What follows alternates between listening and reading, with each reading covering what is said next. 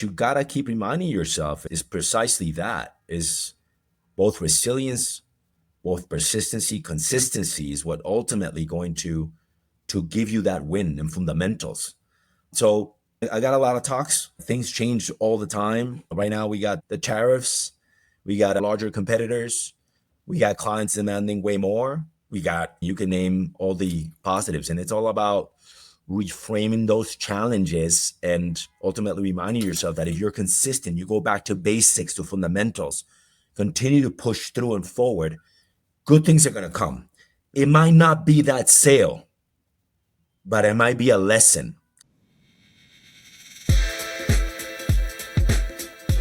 Welcome to 99 Humans. My name is Jeff LaCosta, curious coach and Wall Street Journal best-selling author, striving to understand how little things generate big impact.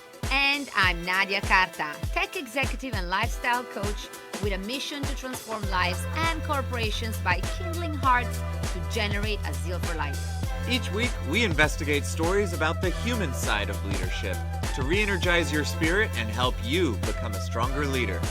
Because the reality is that leadership is messy, goofy, challenging, but always human. Thanks for spending time with us today. Let's dive in. Okay, everybody, good morning or good afternoon. Jeff, it's so great to see you. We have a new guest today. We do. It's great to see you too. And it's great to see you, Juan. Thank you so much for joining. Absolutely excited to be here. Good to see you guys. Thank you so much for the invitation. Welcome, welcome. So, long story short, as you know, Jeff, I speak with rocks as well. And I've met Juan in a company manager's offsite. And, energies and vibrations and glimmers. Juan ended up sitting next to me. And I was like, oh, you don't seem like the normal Googler. And so as we started talking, I was fascinated by his life. And so I'm hoping that today we get to know a little bit more about that. But let's start with, what are you up to these days, Juan? What am I up to these days? So I'm in Mexico City. I'm recovering from double knee surgery. I had surgery in November and I had a surgery in January. It's a lifetime of sporting. I look at it positively. I basically told my team, guys, I'm getting a surgery. I got to get it. Right now, if I want to go back to play tennis and soccer and be active. And the bad thing is I'm going to be out of the office for a few months. I mean, actively working. But the positive side is I'm getting two new knees. So I look at it positively. I'm right now in a recovery phase. I'm off the crutches. I'm back at the gym. They're just really taking care of me as it relates to my legs because they found like a small clot. So I'm in medicine. But look, we're going to recover from it 10 more days and we'll be home free to continue fortifying, strengthening my leg so I could go back and play tennis, which is one of my latest passions. Sounds like you got as much use as you could from the old knees and now plan on getting as much as you can from the new ones. I like the positivity, but that's not an easy thing to get on the other side of. No, I mean, Jeff, my knees gave me my scholarship. I played soccer in college in the US. And so I owe my legs my education. And it was a time for a change. And we just did it. That's such a good way of putting it. Literally, we've been speaking for what, 2 minutes and 26 seconds, and you've already revealed, Juan, a lot of your life philosophy. And would you mind spelling it out for our listeners? Because I get goosebumps, but it's very clear that you are somebody that has a zeal and that gets what they want. Is that right? I mean, I don't look at life as a trajectory that's just like this. I look at life like this. Ray Dalio calls it the hero's journey. So we all have failures, but we learn from it. We learn the lesson. And if we don't, then we don't continue to like actually go up. But you asked about my philosophy. And, I believe that if you honor your values, you're happy. And actually, what resonates with me is actually just defining those values, which are three. One is passion. I think you can sense how passionate I am and that actually translates with love. The number two is growth. And that also translates across the board. It translates both in career, physical, emotional. And the last one is legacy. And so, what I try to do um, every day is remind myself that I got to do some actions that ultimately are going to honor these values. And that makes me happy. But I also utilize those values as I lead my team. And I actually come and reflect about those values. And I try to, like, guys, we got to be passionate about the products that we have, the clients that we work with. We got to grow, continue to show that confidence and mastery. And then last but not least, I really care about my people. So I say, regardless of Google, regardless of the chair that we're sitting in, I really want you guys to succeed. And I'm a big fan of Macklemore. I'm not sure if you guys heard about the song "Glorious." It's an amazing song, I and know the he's song, but tell me, yeah, more yeah, about it's an why. amazing song. And what resonates about it is there's a piece in the song that says, I heard you die twice. One when they bury you in your grave, and the second time when somebody mentions your name. And that resonates with me as it relates that you just don't die. I mean, there's people in my life that have actually been amazing, and I still remember them with a lot of love and passion. And I want to be that, not just with my family, but I want to create that legacy with people that I work with and I interact, which actually goes with my purpose, which is to create positive ripples in the world. Mm. Mm. There's a lot to unpack, I think, in what you've just shared. But one especially that sticks out to me is how action oriented all of this is. Put in the work, find the values, and then I've got to take some action in order to be happy living out the values. Yeah. How did you come to learn that action is a part of it? Maybe, it feels like doing the work to find out your values could then be almost a passive, like, great, I've got them. I'll keep it on a post-it note and remind Yeah. myself of that. But it sounds like quite a bit more active for you. What does that actually mean to take action to live your values? A lot of people just talk and they don't walk the talk. And I've had, my folks are extremely inspirational. And, I grew up in Colombia, South America, at a time where, we had a lot of guerrillas and, drug trade. And I had a very hardworking parents, both of them dentists. And they're not dentists like the US where they make a lot of money. They work for the government, tending to 40 patients a day, as well as, we had to raise 4 kids. I'm the oldest of three.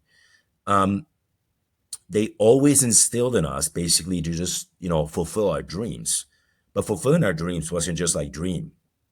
They always showed us a path, and they made us basically not just define the vision, but actually define the steps and the action.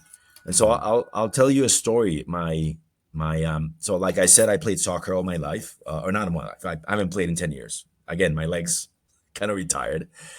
And at 15, 16, my dad said, there's actually scholarships in the US. If you want to play, and then if you want to continue playing professionally, that's going to be a huge opportunity.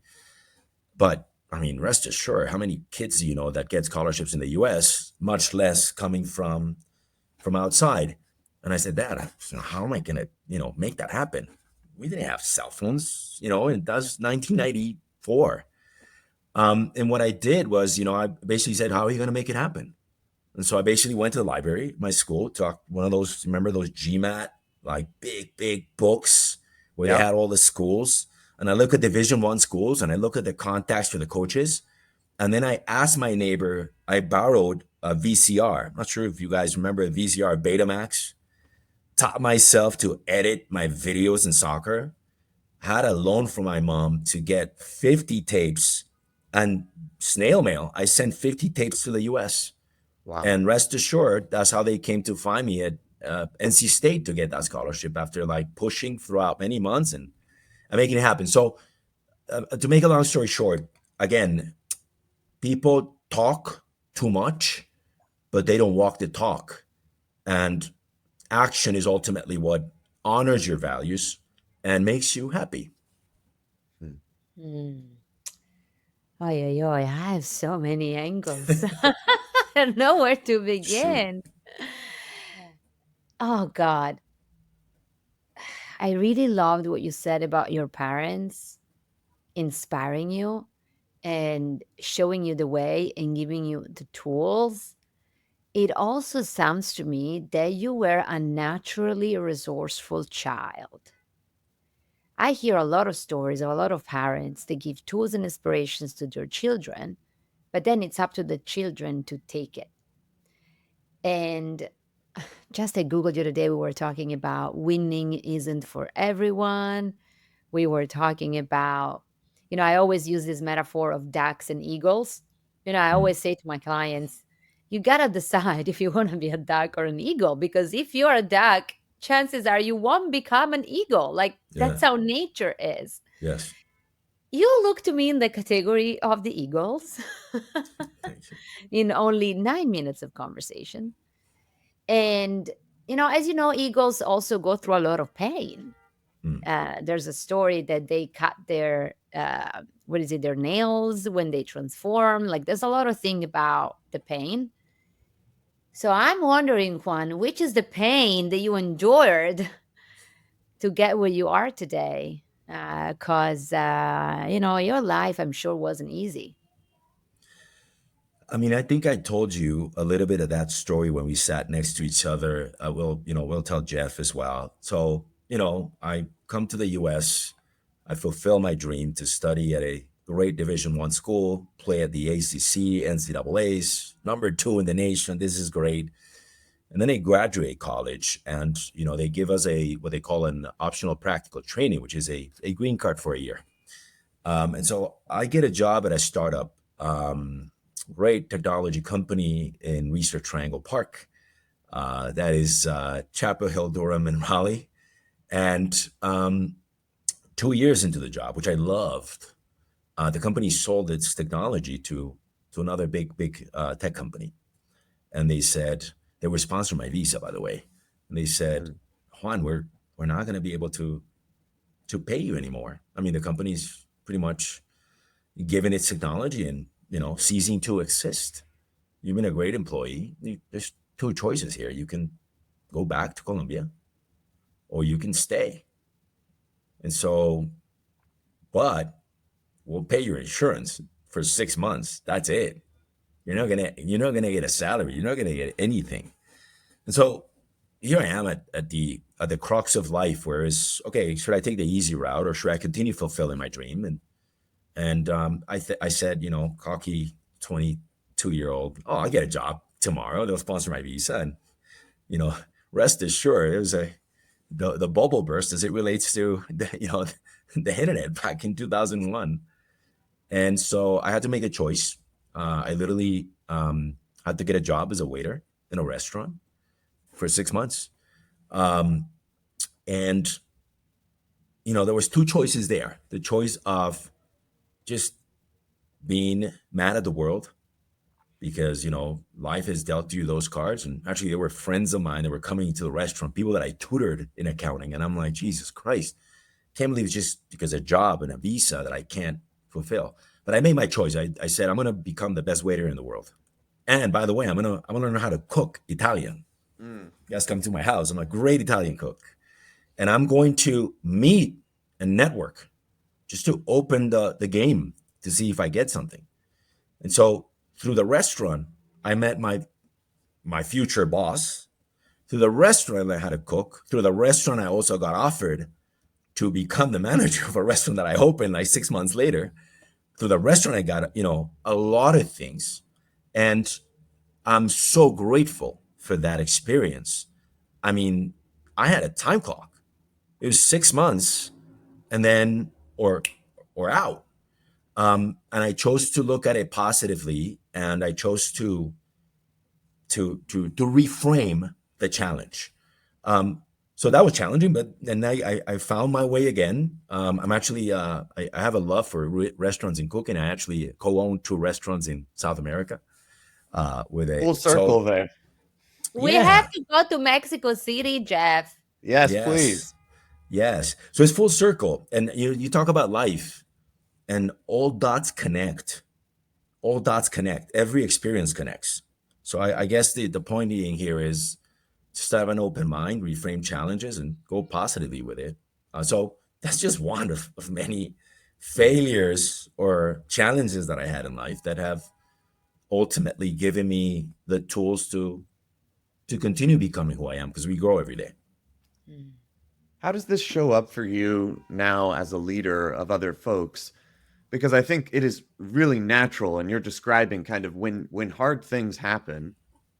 I want to sit there and be mad too, like I think everybody can relate to that.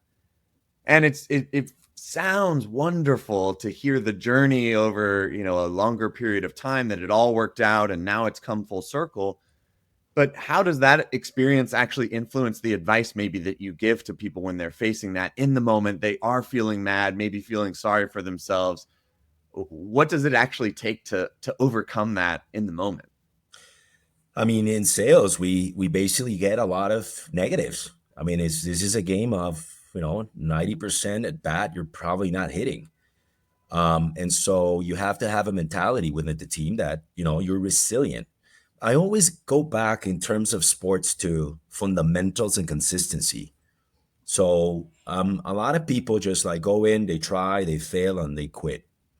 Um, and what you gotta keep reminding yourself is precisely that is both resilience, both persistency, consistency is what ultimately going to give you that win in fundamentals. So I mean, I got a lot of talks. I mean, things change all the time. Right now, we got the tariffs, we got larger competitors, we got clients demanding way more. We got.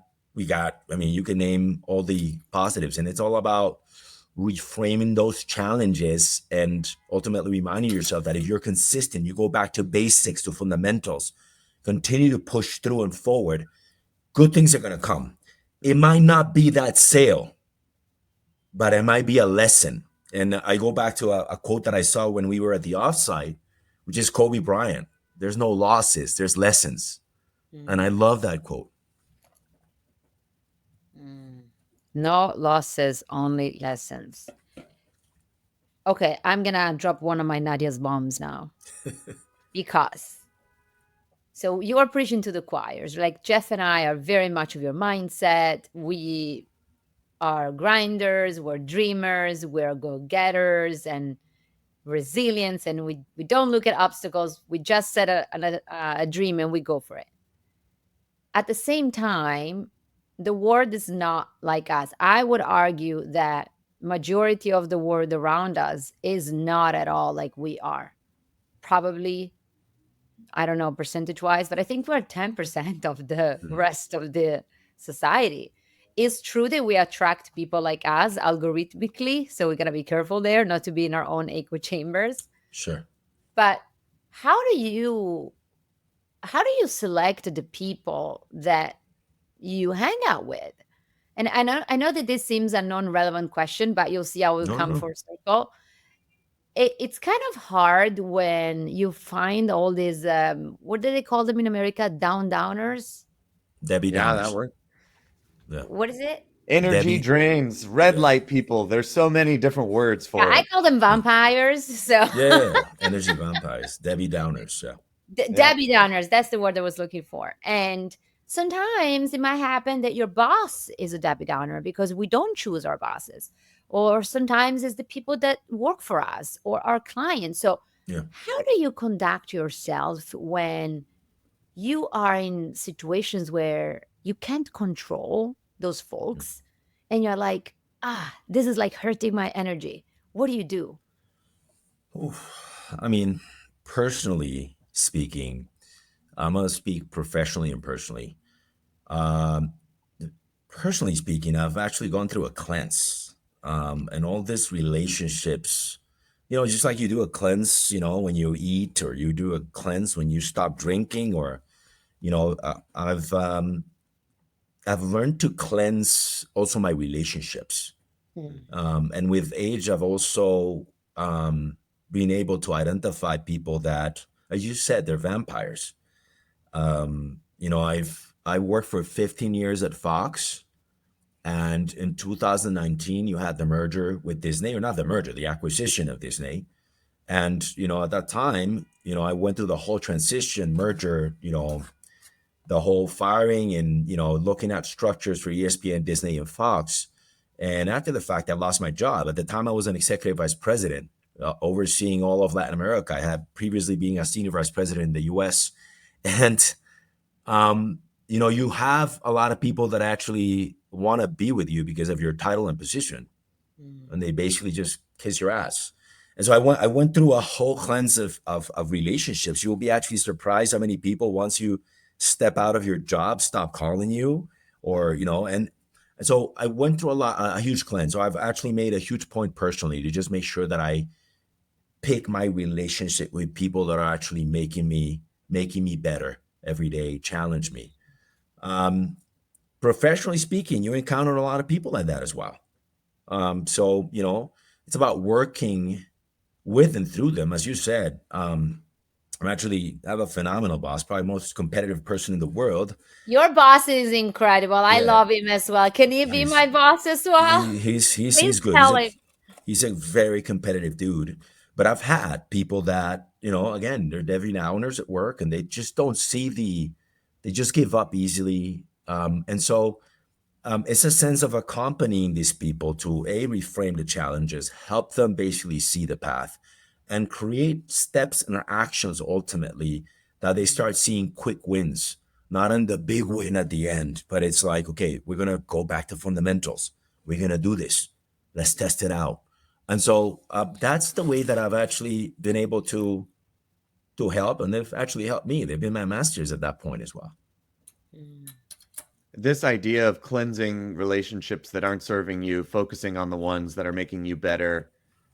I'm curious to hear maybe the other end of the spectrum as well, or to unpack for us how strategic you are, if at all, on adding people to your life that Mm. make you better.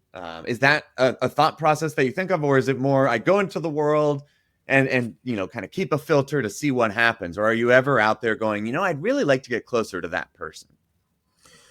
Yeah, I mean, I don't know. I mean, from a cultural standpoint, where usually, I keep kind of like my friends that I grew up with from college. I've actually made very close relationships at work as well. So, to your point, I've identified people that I just want to, partner with, to emulate, because I'm just extremely inspired by. So, I've actually made it a point to reach out to people. One of my big mentors is Hernan Lopez, he was a founder of Wondery. He sold the company to Amazon for $150 million. And previously, he was a CEO of Fox International. So he was my boss's boss. And as a young executive actually going through the ranks, I made it a point to just reach out to him for inspiration and to just understand a little bit about his playbook. And it was tough. He didn't like me at first. So I had to win his trust, to bring results, to just show him how passionate I was about, his vision. And ultimately, he actually was the one that took me from New York to Miami to lead Latin America. So I do make it a point to, but very picky, very strategic, make it a point to open my life and heart to the learnings of people that I admire and that I want to, emulate, that have good energy. I love hearing that because it makes it feel very approachable.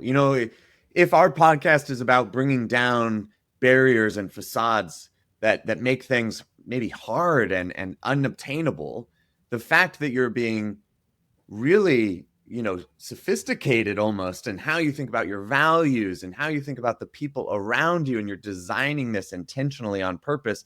Well, I can do that. I don't know if I can just brush shoulders and randomly meet the kinds of people, but to think of it as something that I have more control over, that's an empowering thought. So I love just kind of putting a Thank you. pin in that as something that Thank you. makes this approachable for all of us. Thank you. Yes. Yeah, I wanted to build on what you said, Jeff, because I'll be very honest. When I first met you, Juan, I'm like, this is somebody born lucky. You know, like you're like good looking and soccer player, and I can tell I'm like you getting like red. money. You know what I mean? Like if somebody see you from the outside, you Okay. have it all. Like you're one of those magazine cover type of people that if somebody doesn't know you well, might be intimidated by. And, when Jeff and I decided to launch this podcast is because we really wanted to show people that even those that appear extremely successful, like you are, I mean, somebody are dealt lucky cards, yes, but some others, probably many others than what we think, is because they have a lot of grit and courage and, they put in the work. When I hear about your life, I'm extremely inspired. Must be Thank you. exhausting though. Aren't you exhausted a little bit? Phew, that's a good question. Balancing a lot and having that rigor and organization that I basically look at my task list and it's huge because it has all kinds of things as it relates to both personal, professional.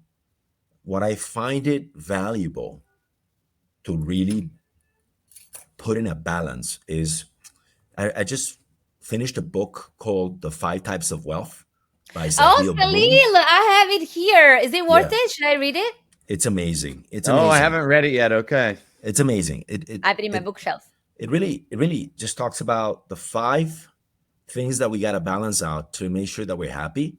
And it serves as a phenomenal filter. And I'll go into it a little bit, but it's financial. Everybody basically just says financial will give me absolutely everything. But talk to a guy that is actually extremely rich and has no time, has no meaningful relationships, has no health, and his emotional wealth is done. And so the idea being is balancing precisely those five types of wealth, which is financial, time. You have to have the freedom and time, social, relationships, meaningful relationships, health. Without health, you got nothing, and mental. And so I make it a point every day to just read and give gratitude across those ends. And ultimately, I'll confess, I've made it a point to also balance out at that point when I made decisions for my career, also that they have that balance. So I've turned down some jobs and I'll actually, reveal one. I was actually going to be the executive vice president for the Inter Miami, which is the Messi team in Miami. And I chose Google because I balanced out. Yeah, my wife looks at the Beckham documentary and says, that could have been us. Oh my God. Rubbing shoulders with David. But Wow. but the point being is I started balancing out that stuff because I look at jobs and opportunities as well and say, is there's gonna be enough time for the people that I care and love about, like my family? Is this going to go against my, health, my mental well-being? Yeah, financially makes a lot of sense. And actually this was double what I make and what I chose was actually just to balance out. So your point, it is stressful, it is a lot, but just you gotta put in perspective, across the board, how you're honoring also the gratitude that you have. And then you got to find outlets, Nadia. So, like I said, I used to play tennis every day at 6 in the morning. I was about to go nuts because of my surgeries. And now, I'm going back to the gym. That's an outlet, reading podcasts, audiobooks, talking to friends every day also is an outlet. Again, going back to positive and great relationships. So, but we are human, 99 humans. We're human. We get stressed. We have those situations. I love what you're bringing up about keeping the entire picture, in perspective, because it is easy. And also those of us who maybe are career minded or money minded, maybe we lend ourselves to pay a lot of attention to one of these five areas. But remembering that over focusing on one, while that may go up, if the others go down, your overall happiness, your overall fulfillment goes down as well. So I'm curious, you're telling a story of how you navigated that really well. Has there been a time where maybe you made a decision that did kick that off kilter? It maybe was a decision that was over focused on one of these variables, and what happened and how did you learn that? Starting my career, I had it very clear. I mean, you have to sacrifice something. In my from my 20s to my 40s, I basically focused on a lot on building financial wealth. And it was a huge chance. I mean, I'll tell you, when I moved to Miami to manage 11 countries and 280 people, it was a very stressful situation because at the time well, my baby girl was born. We were moving from New York City to Miami.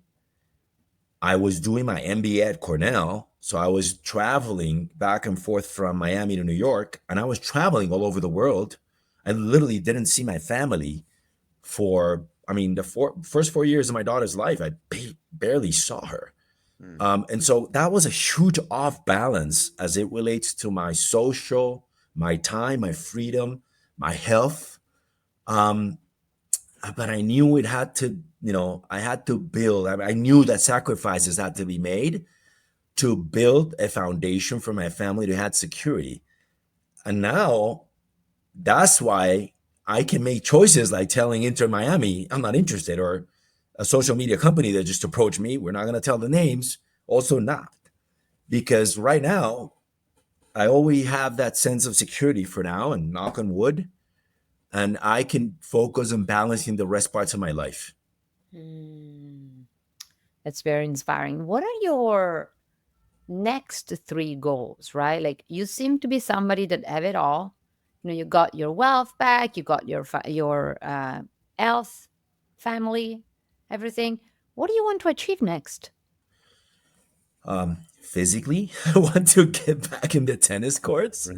So that's exactly why I did my surgeries with 2 months in between to make sure that I'm back physically in shape to play tennis, and played competitively at least at almost 50. Um, so, you know, I want to go back to win a tournament or actually be in the semifinals of a tournament. It's just my passion. I love it. And so that's one goal that I really truly want to achieve. And I have 4 more months yet till I basically get strength again to go back. My number two is definitely to have enough financial wealth to be able not to decide if I want to work or not by 50. So I'm 47. I have 3 years for that. Again, I had the experiences as a waiter, and I had the experiences of Disney, in which basically that was kind of like a not a slap, but a wake up call. We grew up with the, oh, we're gonna work for a company for 25 years, retire, and Mhm. that's a true lie. Um, and ultimately, we're gonna become 50, and the companies are gonna start looking at us like, well, maybe this person's replaceable with somebody cheaper. Yeah.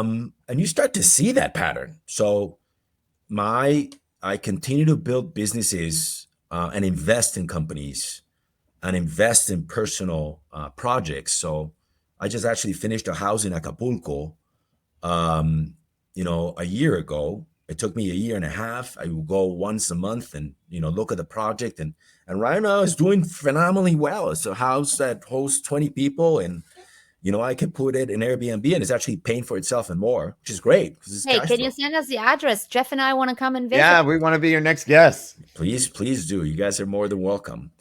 Um, and then number three is, I mean, I do like my job. I want to, go to the next level. So I'm doing everything I can to try to achieve that. Via, right now becoming a role model and doing everything I can to deliver and, uh, take it back again to an executive rank.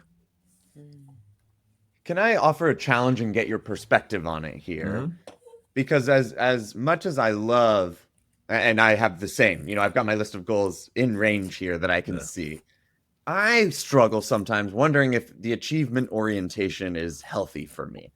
Yeah. And I wonder if you ever think about that or how you balance kind of the contentment and all of these other maybe, competing philosophical ideas, Yeah. or if they're not competing, tell me how you kind of make them all happy in your mind. But I do wonder, what is the path to happiness? Is it continuing to chase the next achievement, or should I be trying to sit happy with what I have already? And maybe it's not a choice between the two. It's a great Mhm. question. I think it's Another bomb balance. from Jeff. Yeah, absolutely. I think it's balance. Um, I think it's not achievement. We live in a culture of achievement. And like I said, there's no losses, there's lessons. And so I tell you, that lesson came out when, Disney basically said, you're done. Here's your 2-year paycheck. And thank you so much for playing. And, you're defined by 15 years of a phenomenal career, a title that basically everybody opens the door for you. You're getting paid well. And it was achievement after achievement. And I look at life or our ourselves. Think about a house that has multiple pillars that support that house. And a lot of us basically just think about that work as the only pillar. And we do not basically nurture and feed the rest of the pillars. And the rest of the pillars, again, we go back to the 5 types of wealth, but actually it goes from emotional, it goes from connection, deeper connections. It goes to, things that ultimately, because again, if a hurricane comes and you just have that pillar that is called work, and that's the achievement, a hurricane comes and the house is gone. But if you actually have a hurricane that comes and drops that one pillar, spirit, the work pillar, and you have a spiritual foundation that's strong, a health foundation that's strong, an emotional foundation that's strong, then you're gonna survive that hurricane. So to me, and to your point, I think it's a matter of balance. I really like that. I still think you might have some skeletons in your closet, Juan. You seem too perfect, Yo, but I'll take it for now. And you said you have children, yes. and I'm gonna ask, as a mom, I have 2 girls as well, 8 and 5. I can't refrain myself from asking you, what are you recommending your children in this society that is changing so rapidly? Mm. Artificial intelligence, the economy, it seems kind of rough. What is your recommendation for them? So my kids are 10 and 7. And no, since for instance, my little girl and my boy were little, we've instilled a sense of what do you want to do? What's your dream? And how are we going to achieve it? So my little girl, actually, since she was 3 years old, she always wanted to have the point shoes for ballet. But the girls, at that age, they cannot get the point shoes. I didn't know that. She corrected me. It's not pointy shoes, Dad. It's point shoes. And since she was 3, she was working her butt off and doing competitions and practices and everything. Consistency back to just a month ago, she got the point shoes. And so culture of one, hard work, and then getting those goals out there, and then how are we going to basically map out that plan, again going back to the fundamentals of consistency. Number 2 is my little girl is named Valentina, Ah, and Valentina to me meant a lot because it meant strength, it meant valiente. Valiente is brave. And so I push them to be brave, and they teach me a lot. So I'll tell you a small story with Valentina precisely, and actually Emilio as well. But we were in a cruise with my parents a year and a half ago, and we were at dinner. And at 10 o'clock, they said, there's a karaoke up in the last floor. And my mom, and Valentina Valentina's like, I'm going. And I'm like, oh, it's 10 p.m. And okay, we'll catch up with you. We'll, close the bill and go up. We get there, and the people that were singing were all adults, and they were singing like professionals. I mean, this was like serious karaoke. It was not like what you do with friends on the weekend. Intimidating. Intimidating. And my little girl was just there, doing the line and just kind of like, hey, I want to sing, I want to sing, I want to sing. And she got herself in the middle of an audience of 100 people and sang Girl on Fire from Alicia Keys. wow. And she got stuck in the middle of, and people just started lifting her up, and how brave she was and how amazing. Just teaches me a lesson every day in pushing herself. My son just did a poetry contest yesterday, same thing. I learned a lot from him. It's about pushing them to be brave and allowing them to nurture and grow within. So beautiful. It's such great advice because hard work and bravery are within our control. Yeah. And it's real easy to think of your question, Nadia, which is a lot in my mind is externally, like, oh my God, all these things.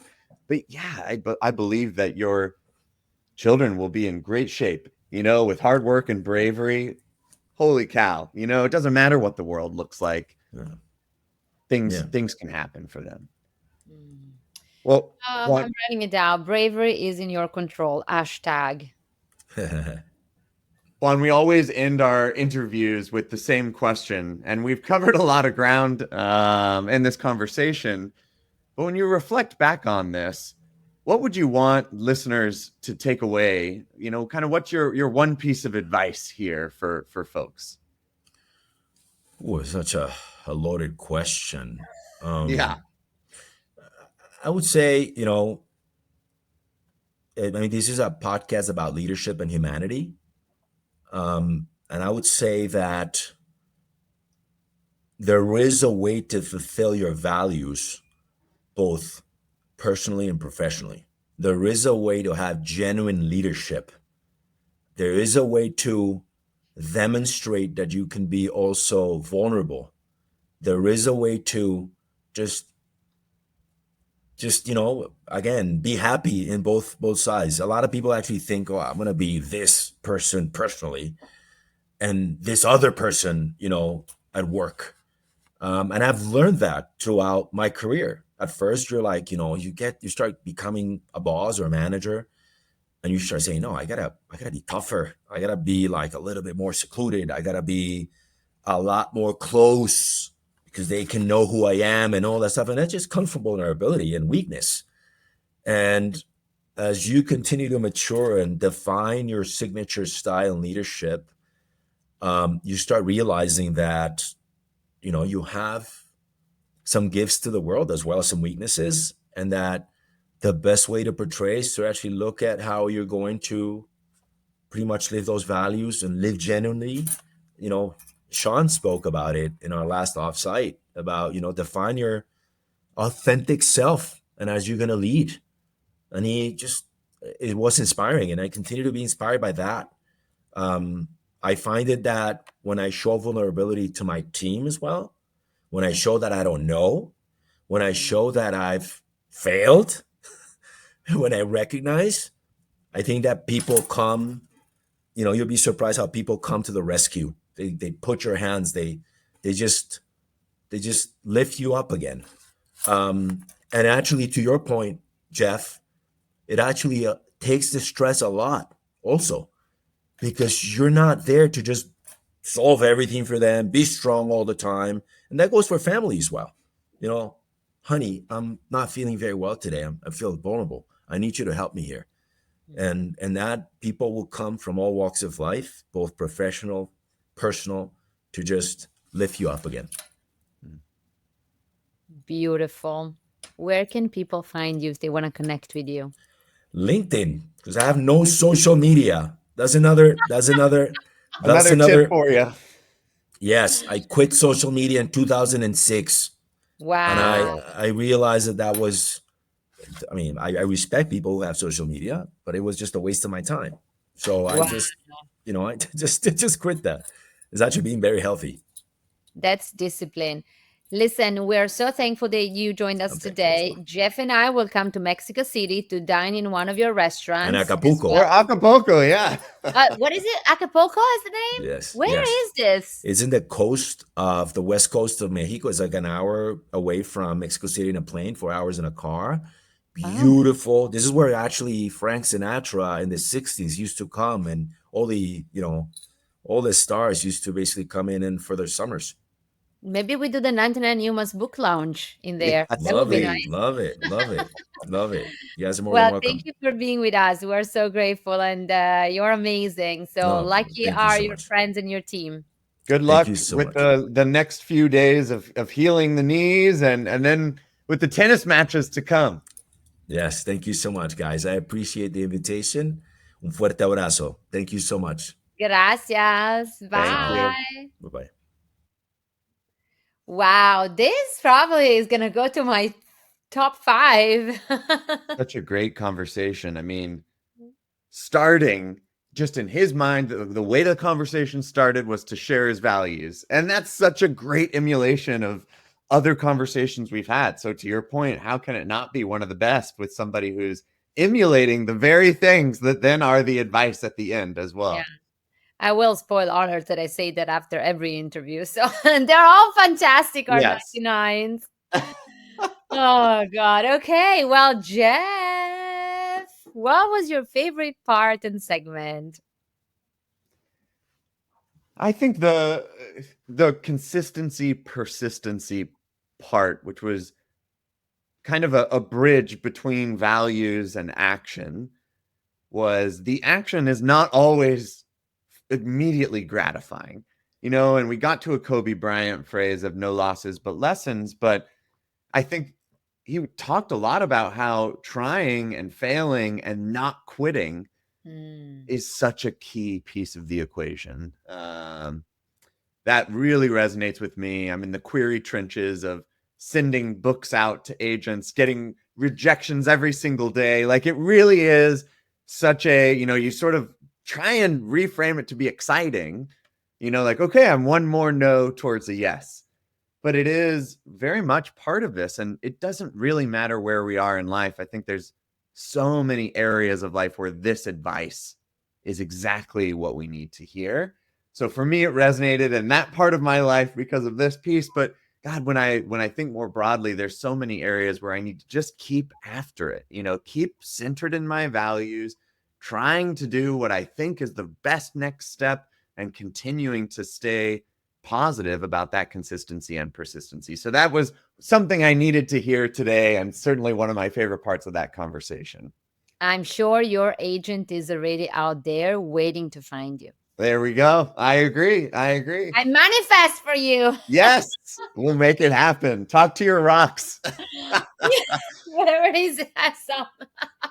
All right, Nadia, how about you? What are you taking away? There were so many segments that I really, really loved. This, and again, generally, this is some of the conversation that you love, that I love.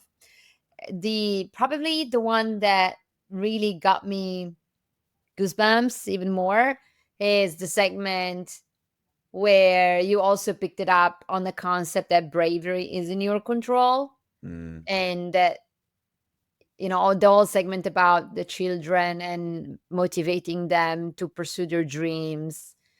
And this is something that I need reminded, because even though I'm someone that dreams, manifests, and then I do the actions and all the jazz, sometimes I lose my bravery and I lose my courage. And I actually I did a post on LinkedIn the other day because I said, is this like a courage crisis? Because 3 books just got published in the last 2 months about courage that mm, popped up in my feed. And I'm like, are we going through a courage crisis? And I think we are, because taking risks has have become very risky.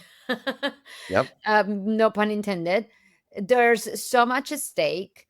There's so like people that you love, and work and finances and health, and I get it that we always need to build the other pillars. So I really like that metaphor of having all the pillars, but it's really hard. And as an immigrant in America that is alone, I don't have a safety net. And if I make a mistake, some mistakes are more okay, some others will be less okay because their impact can be pretty big. And so for me, that the whole segment around bravery and the fact that bravery is in your control really reminded me of all the times that I've been extremely brave. And it reminded me that bravery is in our control. Mm, And I'm just gonna add that today is 4/4. It's a very huge portal for the esoteric people listening. I know you are many out there. And it's a day of further reflection on what are your foundations that you're building for yourself. And as you walk through this portal of magic, what is it that you really want to do and accomplish, and what are the things you're calling for yourself? I love That that. was a great reminder.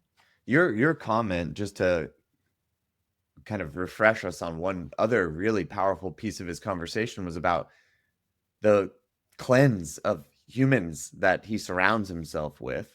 And I'm recognizing with what stuck out to you that a lot of the kinds of people that take my energy are the kinds of people who focus on things outside their control. You know, when the conversation is constantly about all the bad stuff that I can't do anything about, I find myself drained with a headache, needing a nap, feeling bad.